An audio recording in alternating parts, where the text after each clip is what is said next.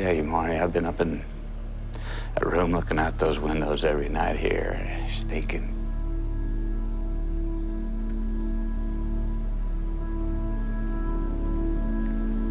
it's just one story.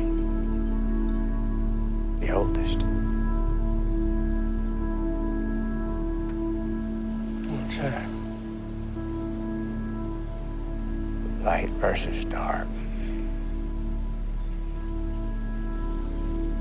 Well, I know we ain't in Alaska, but it appears to me that the dark has a lot more territory.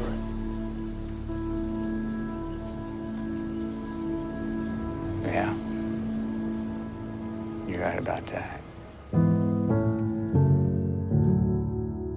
The first season of True Detective follows Russ Cole and Marty Hart as they investigate the gruesome murder of a young woman named Dora Lang. The investigation leads down the path of the occult and the diabolic, and with each subsequent murder, the shadow of darkness grows. Children go missing, bodies begin to stack up, and the detectives themselves succumb to the toll their work has taken on them. Hart, a professed family man, tries to shield his wife from the horrific things he has seen on the job, and instead finds comfort in the intimacy of other women, while often letting his anger boil over. Cole, on the other hand, can't get past the death of his daughter and refuses to talk with anyone, finding himself alone and often caught in despair. All the while, there is the lurking suspicion that evil is smarter, always one step ahead, and winning the war. But eventually, the detectives chase the demon into the pits of hell, and we find that the great monster lurking in the shadows throughout the entire investigation is pathetic and easily overcome. That the darkness that seemed invincible is actually cringing from the inbreaking of the light. However, even after this particular demon is destroyed, one thing remains clear. People are still murdered, children still occasionally go missing, and the detectives are left in the uncertainty and potential obscure futility of their efforts, wondering if they have made any difference at all. Like a single star in the ocean of dark space.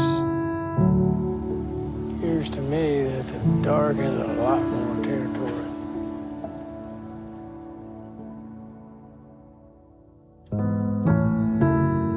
On June 17, 2015, a man entered Emanuel Church in Charleston, South Carolina, and was invited to join a Bible study with members of the church.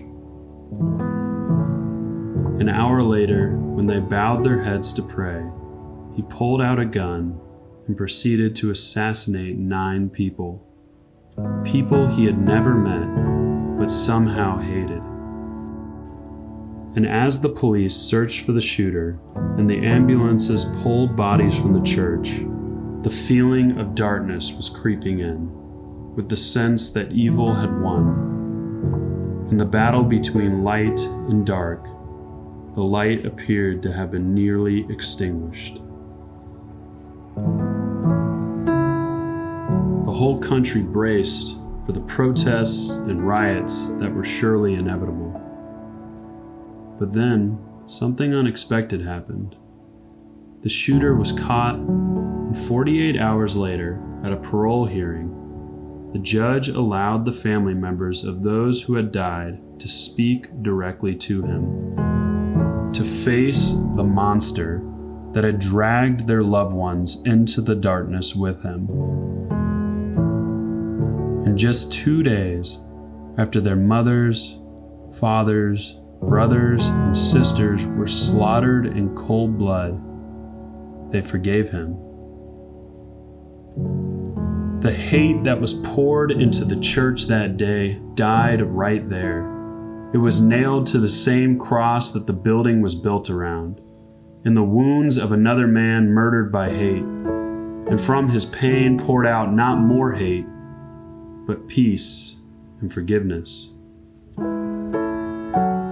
And the evil that seemed invincible was left cringing from the inbreaking of the light, a light that had begun to shine in the darkness, and the darkness could not overcome it.